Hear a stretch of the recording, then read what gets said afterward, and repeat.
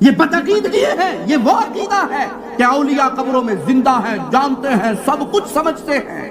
صرف تمہیں جھنجھوڑنا مقصود ہے بھائیوں، صرف تمہیں جگانا مقصود ہے سوئے ہوئے سلفیوں، صرف تمہاری غیرت کے نیچے ایمان کی آگ جلانا مقصود ہے اہل حدیثوں. ملفوظات احمد رضا میں حضرت جی لکھتے ہیں انبیاء اپنی قبروں میں زندہ ہیں، صرف زندہ ہی نہیں ان کی بیویاں پیش کی جاتی ہیں جس سے شاباشی کرتے ہیں. انا للہ و انا الیہ راجعون. ایک حالت لکھا شاباشی فرماتی ہیں. اور انبیاء کی حیات کیسی ہے؟ برزخی نہیں ہے، دنیا میں موجود ہے، جسم کے ساتھ موجود ہے. کیونکہ سرکار خود فرماتے ہیں کہ جو میری قبر پر کھڑے ہو کر سلام کرتا ہے میں خود سنتا ہوں. ابھی بھی زبان پر یہ جملے رکھو گے جو جہاں لگا ٹھیک لگا. ایک دن مرنا ہے. آپ کے ماتھوں پہ پڑے ہوئے بل مجھے بھی برے لگتے ہیں. یوں کے بار بار آنے کا مجھے بھی شوق ہے، اور میں بھی جانتا ہوں کہ آپ ناراض ہوگے تو دوبارہ نہیں بلاؤ گے، لیکن میں یہ بھی جانتا ہوں جس منبر پہ بیٹھا ہوں اس کا حساب مجھے قیامت کے دن رب کے سامنے بھی دینا ہے. اگر آپ پہلی مرتبہ ہمارے چینل پر تشریف لائے ہیں پلیز سبسکرائب کر لیجئے. میں دبئی میں ایک دفعہ درس دے کے ایک جگہ سے نکلا. ایک مولوی صاحب اللہ اسے ہدایت دے سائیڈ پہ کھڑے ہوئے، اس نے مجھے خوشبو دی. شیخ آپ کے لیے ہدیہ ہے. ویسے بھی حدیث میں ہے کہ خوشبو کا ہدیہ رد نہیں کرنا چاہیے. میں نے لے لی اور میں صبح اٹھا نیند پوری کر کے، اور میں نے صرف اس کا ڈھکن کھولا، یوز نہیں کی، میں نے لگائی نہیں، صرف ڈھکن کھول کے میں نے سونگھی ہے، اور میں 4 گھنٹے کے لیے بستر پہ بے ہوش ہو گیا. مجھے نہیں پتا اس نے کیا ظلم بھر کے بھیجا تھا. میں نے سب سے پہلے اسے اٹھائی، جب ہوش آئی تو وہ کچرے میں پھینک کے آیا.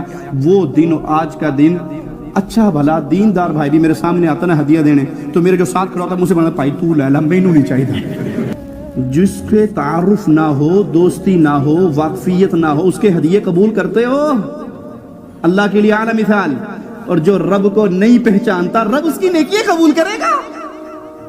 جو لا الہ الا اللہ کو نہیں جانتا، جو کبھی یا علی مدد کے نعرے لگاتا ہے، کبھی یا رسول اللہ مدد کے نعرے لگاتا ہے، کبھی بہاول حق بیڑا دھک کے نعرے لگاتا ہے، کبھی رسول کریم کو نور من نور اللہ سمجھتا ہے، کبھی قبروں پہ آ کے مردوں کو داتا اور مشکل کشا سمجھتا ہے، کبھی قبروں کا طواف کرتا ہے، کبھی قبروں کی مٹیاں چاٹ کر سمجھتا ہے آج کے بعد ساری بیماریاں ختم ہوگی. کوئی پیر کا تھوک چاٹ کے سمجھتا ہے، کوئی قادری صاحب کے پسینے والے ٹیشو جیب میں رکھ کے سمجھتا ہے جنت کی مجھے نعمتیں مل گئی ہیں. اس کا اللہ کوئی رشتہ نہیں ہے. اللہ اس کی نیکی کیسے قبول کرے گا؟ تم نے یہ گمان کیا ہے اللہ نے تمہیں بیکار پیدا کر دیا. فَحَسِبْتُمْ أَنَّمَا خَلَقْنَاكُمْ عَبَثًا وَأَنَّكُمْ إِلَيْنَا لَا تُرْجَعُونَ. تم نے لوٹ کے اللہ کی طرف نہیں جانا. اگر جانا ہے، یقین ہے، دل مانتا ہے تو اس رب کو پہچانیے. عقیدہ توحید کو پہلے سیکھیے. نماز چھوڑ دیجئے، رک جائیے نماز سے اگر توحید کا شعور نہیں ہے. اس نماز کی کوئی قیمت نہیں. میرا جملہ خطرناک ہے، جانتا ہوں، کڑوا ہے، جانتا ہوں، لیکن حکیموں سے دوستی ہے تھوڑی سی. یہ بھی جانتا ہوں کہ شوگر کے مریض کو میٹھے چمچے دو گے چھیتی مرے گا، نیم کی گولی دو گے انشاءاللہ ٹھیک ہوگا. کڑوا جملہ ہے، جانتا ہوں. اگر نماز پڑھ رہے ہو توحید کو نہیں سمجھتے، اس نماز کی کوئی قیمت نہیں. اگر روزے رکھ رہے ہو توحید کو نہیں سمجھتے. پیارے حبیب مدینے میں آئے تو دیکھا یہودی روزہ رکھ رہے ہیں عاشوراء کا. کہا یہ کیسا روزہ ہے؟ کہا آج اللہ نے فرعون کو ہلاک کیا تھا، موسیٰ علیہ السلام کو نجات ملی تھی، شکرانے پہ رکھتے ہیں. فرمایا موسیٰ تو میرا بھائی ہے، میں زیادہ حقدار ہوں کہ اس شکر پہ میں بھی روزہ رکھتا ہوں. نہ روزوں کی قیمت، نہ حج کی قیمت، نہ زکوٰۃ کی قیمت، نہ صدقے کی قیمت، نہ مسجد بنانے کی قیمت، نہ یتیم کی کفالت کی قیمت، نہ بیوہ کے سر پہ دوپٹے دینے کی قیمت، نہ سیلاب زدگان کی مدد کی قیمت، جب تک لا الہ الا اللہ کو سمجھ نہیں لیتے. یہ توحید ہے، یہ بنیاد ہے، یہ اساس ہے. اور توحید سمجھ آ جائے، توحید سمجھ آ جائے، نیک عمل کرنے کا وقت نہ بھی آئے اور بندہ توحید کو سمجھتے ہی مر جائے، اللہ کی قسم جنت کے دروازے کھل جاتے ہیں. مجھ سے دلیل مانگو. چرواہا دیکھتا ہے پیارے حبیب صلی اللہ علیہ وسلم کو، پوچھتا ہے کیا پیغام ہے آپ کا؟ فَقُولُوا لَا إِلَهَ إِلَّا اللَّهُ، اللہ کی الوہیت، میری رسالت تسلیم کر لو. نتیجہ نکلے گا کیا؟ ملے گا کیا؟ جنت. کہ مجھ جیسا غلام، بکریوں کا چرواہا، میں بھی جنت میں چلا جاؤں گا. ہاں تو بھی چلا جائے گا. بکریوں کا کیا کروں؟ ہانک دے، واپس چھوڑ دے، بھیج دے، اپنے گھر چلی جائیں گی. بکریاں ہانک دی، لا الہ الا اللہ کا اقرار کیا، مارکا گرم تھا، میدان میں اترا، اللہ نے پہلے حملے میں قبول کر لیا۔ پیارے حبیب نے فرمایا تھوڑا سا عمل کر کے رب کی بہت بڑی جنتوں کا وارث بن گیا۔ یہ توحید ہے بھائی، یہ ایمان ہے بھائی۔ پھر رب نے فرمایا یا ابن آدم لو بلغ ذنوبک عنان السماء، آدم کے بیٹے اگر تیری گناہوں کی گٹھڑی اتنی بڑی ہو جائے، زمین و آسمان کے اس خلا کو بھر کے آسمان سے جا لگے، پھر تیری اور تیرے رب کی ملاقات ہو، ثم لقیتنی، پھر ہماری لقاء ہو، ملاقات ہو، ساری قسم کے گناہ موجود ہیں، ساری قسم کے گناہ، لیکن اس میں ایک شرک اکبر والا گناہ نہ، تو نے مردوں کو داتا نہ سمجھا، تو نے بابوں کے بارے میں یہ نہ سمجھاؤ۔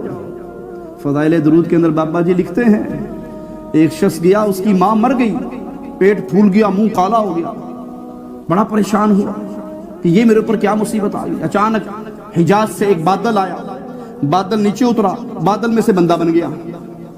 اس بندے نے ماں کے منہ پہ ہاتھ پھیرا، پیٹ پہ ہاتھ پھیرا، جسم پہ ہاتھ پھیرا، ماں ٹھیک ٹھاک ہو گئی۔ وہ جانے لگا تو میں نے روک لیا، کہا بھائی تو کون ہے جس نے میری اور میری ماں کی مصیبت کو دور کر دیا؟ کہا تو نے نہیں پہچانا؟ کہا نہیں میں نے تو نہیں پہچانا۔ کہا تیرا رسول محمد ہوں، نعوذ باللہ ثم نعوذ باللہ، میں تیرا رسول محمد ہوں صلی اللہ علیہ وسلم، پیارے نبی جس نے زندگی بھر نہ محرم عورت کی طرف نگاہ نہیں اٹھائی۔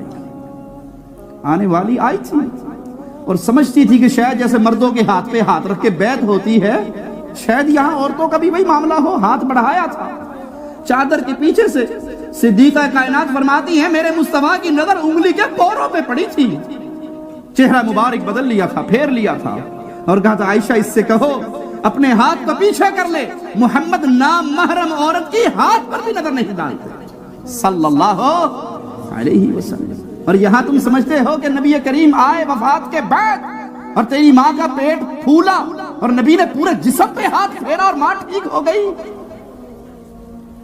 یہ رسول صلی اللہ علیہ وسلم اس طرح دنیا پہ آ کے لوگوں کی مدد کرنے پہ قادر ہوتے تو مجھے بتاؤ جب عثمان قید کر دیے گئے تھے رسول کریم کیوں نہ آئے؟ جب عمر پیارے نبی کی مسجد کے محراب میں شہید کر دیے گئے تو یہ نبی کیوں نہ آئے؟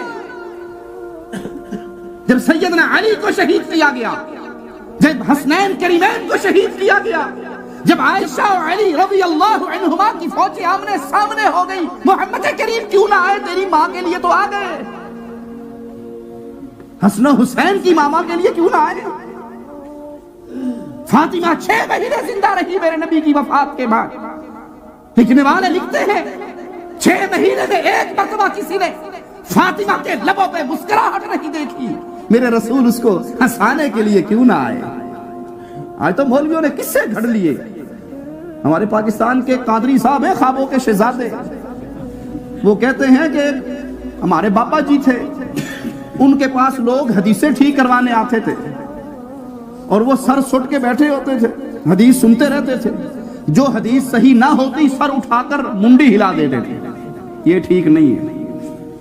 طالبہ سمجھ جاتے تھے کہ اس حدیث میں گڑبڑ ہے۔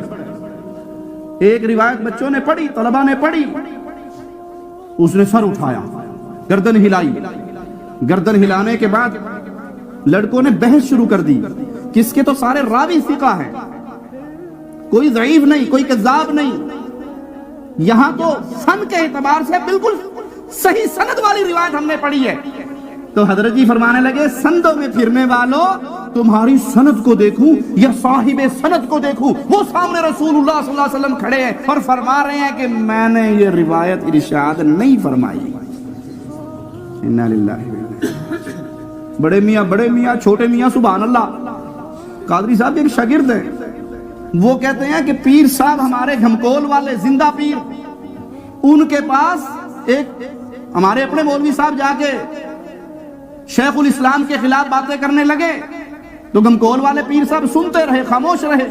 جب اس کی ساری باتیں پوری ہوگی تو کہا اچھا یہ بتاؤ، میں دن میں 2 مرتبہ مدینہ شریف جاتا ہوں، دن میں 2 مرتبہ مدینہ شریف جاتا ہوں، اور وہاں نبی صلی اللہ علیہ وسلم کی کچہری لگتی ہے، آپ تشریف رکھتے ہیں، مجمع لگتا ہے، اور مجھے دن میں صرف 2 دفعہ آپ کی زیارت کا موقع نصیب ہوتا ہے، میں جب جاتا ہوں تو شیخ الاسلام قادری صاحب وہیں پہ تشریف فرما ہوتے ہیں، میرا ٹائم ختم ہو جاتا ہے، مجھے نکال دیا جاتا ہے، قادری وہیں بیٹھا ہوتا ہے، مجھے نہیں پتا یہ وہاں سے اٹھتا بھی ہے یا نہیں اٹھتا، تمہاری مانوں یا اس کچہری کی مانوں؟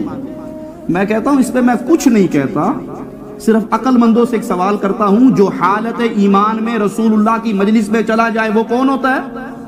جی راضی رہو گے کہ اگر آج سے ہم بھی قادری صاحب شیخ الاسلام کو رضی اللہ تعالی عنہ کہنا شروع کر دیں؟ کوئی بندہ راضی ہوگا؟ ان کے اپنے راضی ہوں گے؟ اور میں کہتا ہوں جو نبی کی مجلس میں جائے اور رضی اللہ نہ بنے وہ کون ہوتا ہے؟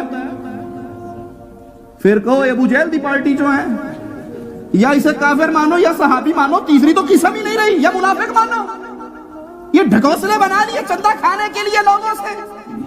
ارے بابا تیرے دیدار کے لیے تو پیارے نبی مدینہ میں کچہریاں لگا لیں، اور جب حسن آئے حسین آئے پیارے نبی کو سلام پڑھ کے جانے لگے کوفے کے لیے، مصطفیٰ نے وہاں کچہری لگا کے اپنے نواسے کو نہ روکا؟ عبداللہ ابن عباس نے روکا کہ آپ کی داڑھی سے میں لہو ٹپکتا ہوا دیکھتا ہوں، مجھے ڈر لگتا ہے جیسے عثمان کو اس کے بچوں کے سامنے شہید کر دیا گیا، اہل کوفہ آپ کے ساتھ بھی یہ سلوک نہ کرے، جانا ہے تو جاؤ، گھر والوں کو تو چھوڑ جاؤ۔ عبداللہ ابن عباس بنتے کر رہے ہیں، ابن عمر بنتے کر رہے ہیں، پیارے نبی نے کچہری کیوں نہیں لگا لی؟ یہ بدعقیدگی ہے، یہ وہ عقیدہ ہے کہ اولیاء قبروں میں زندہ ہیں، جانتے ہیں، سب کچھ سمجھتے ہیں۔ ملفوظات اعلیٰ حضرت میں لکھا ہے، صرف تمہیں جھنجھوڑنا مقصود ہے بھائیوں، صرف تمہیں جگانا مقصود ہے سوئے ہوئے سلفیوں، صرف تمہاری غیرت کے نیچے ایمان کی آگ جلانا مقصود ہے اہل حدیثوں۔ ملفوظات احمد رضا میں حضرت جی لکھتے ہیں، انبیاء اپنی قبروں میں زندہ ہیں، صرف زندہ ہی نہیں ان کی بیویاں پیش کی جاتی ہیں جس سے شباشی کرتے ہیں۔ الملفوظ میں مجھے یہ عبارت دکھائے، لکھا حضرت نے لکھا شباشی فرماتے ہیں۔ اور انبیاء کی حیات کیسی ہے؟ برزخی نہیں ہے، دنیا میں موجود ہے، جسم کے ساتھ موجود ہے، کیونکہ سرکار خود فرماتے ہیں کہ جو میری قبر پر کھڑے ہو کر سلام پڑھتا میں خود سنتا ہوں، میں اپنے ظاہر کو دیکھتا ہوں۔ امام جلال الدین سیوطی شرح صدور میں لکھتے ہیں کہ رسول اللہ کو اجازت اور اختیار ہے اللہ کی جانب سے، جہاں چاہے تشریف لے جائیں، اپنے جسم کے ساتھ تشریف لے جاتے، اپنے جسم کے ساتھ سیر فرماتے۔ ہمارا عقیدہ ہے کہ نبی کی روح جسم رسول میں دوبارہ لوٹا دی گئی، ہمارا یہ عقیدہ۔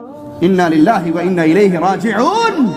ابھی بھی زبان پہ یہ جملے رکھو گے، جو جہاں لگا ٹھیک لگا، میٹھی میٹھی میٹھی میٹھی باتیں کر کے، اس سے یوسف علیہ السلام اور زلیخا کی باتیں بتا کے مولوی صاحب گھر چلے جایا کرو۔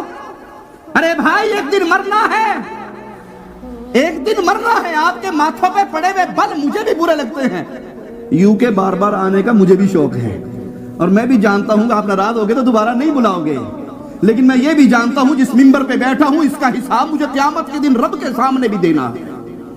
آپ کے ہاتھ وہاں میرے گریبان کو پکڑ سکتے ہیں۔ یہ مولوی صاحب آئے تھے، ہنسا کھلا کر چلے گئے تھے، لوریاں سنا کے چلے گئے تھے، رسول کریم صلی اللہ علیہ وسلم کی مبارک صورت کو بیان کر کے چلے گئے تھے۔ ارے مصطفیٰ کی صورت میں کمال عرش والے اللہ کا ہے، سیرت میں کمال اللہ کا بھی ہے، اور محمد کی سیرت بھی ہے صلی اللہ علیہ وسلم۔ قربان جاؤں اس اللہ پہ جس نے میرے پیارے حبیب کا پیارا مکھڑا بنایا، قربان جاؤں اس اللہ پہ جس نے پیارے حبیب کو پیاری زلفیں دی، قربان جاؤں اس اللہ پہ جس نے پیارے حبیب کے موتی جیسے دانت دیے۔ لیکن مصطفیٰ کی صورت سے اختلاف نہ ابو جہل کو تھا، نہ ابو لہب کو تھا، نہ کفار مکہ کو تھا، نہ کفار طائف کو تھا۔ ان کو لڑائی تھی تو محمد کی سیرت سے تھی۔ یہ کیا کہتا ہے؟ اجعل الالہہ الہ واحدا، ساروں کو چھوڑ کر ایک اللہ کا نام لوں۔ ہم بھی کہتے ہیں بھائیو توحید کو سمجھو، عقیدے کو سمجھو، عمل برباد ہوں گے اگر توحید پلے میں نہ ہوئی، اور چھوٹے سے عمل بھی آپ کو جنت میں لے جا سکتے ہیں اگر ایمان ٹھیک